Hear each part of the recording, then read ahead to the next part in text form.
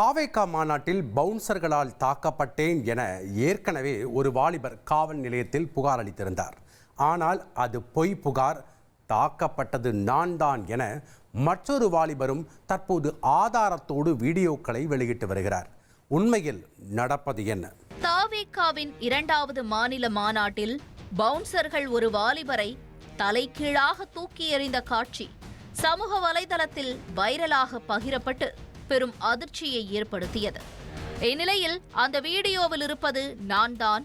ஆர்வ மிகுதியிலும் உற்சாக மிகுதியிலும் விஜயை நோக்கி ஓடி சென்ற போது தன்னை பவுன்சர்கள் கண்மூடித்தனமாக தூக்கி எறிந்து விட்டதாக பெரம்பலூர் மாவட்டத்தைச் சேர்ந்த சரத்குமார் என்கிற வாலிபர் காவல் கண்காணிப்பாளரிடத்தில் புகார் அளித்திருந்தார். பார்க்கணுங்கிற ஆசையில் கிட்ட போகும்போது அவர் சுற்றி இந்த பவுன்சர் என்னை தூக்கி கீழே கடாசிட்டாங்க. நான் சுதாரிச்சுக்கிட்டதுனால கம்பியை பிடிச்சி தொங்கிக்கிட்டேன். அதனால் மனசு ரீதியாகவும் உடல் ரீதியாகவும் எனக்கு சில காயங்கள் ஏற்பட்டிருக்கு. இதுக்கு முன்னாடி ஒரு வீடியோ போட்டிருப்பேன். அது நான் இல்லை, அது வேறு பையன் அப்படின்னு சொல்லியிருப்பேன். நம்மளால் கட்சிக்கு எந்த ஒரு கெட்ட பேர் வந்துடக்கூடாது அப்படின்னு தான் அந்த வீடியோ போட்டிருந்தேன்.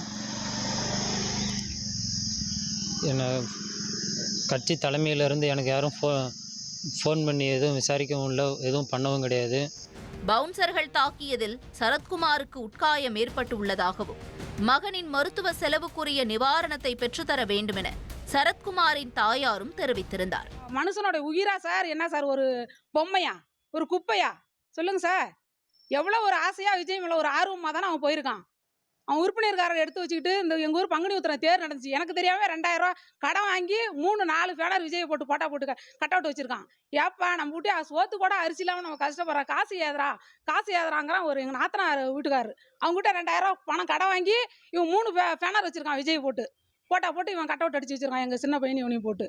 ஏன்டா நமக்கு தேவையாடா? 2 மாதம் நம்ம 3 மாதம் நம்ம 2 பையன் அரிசி எடுத்தாலும் சாப்பிடலாப்பா அப்படின்னு சொல்கிறான். விடுமா அப்படிங்கிறான்.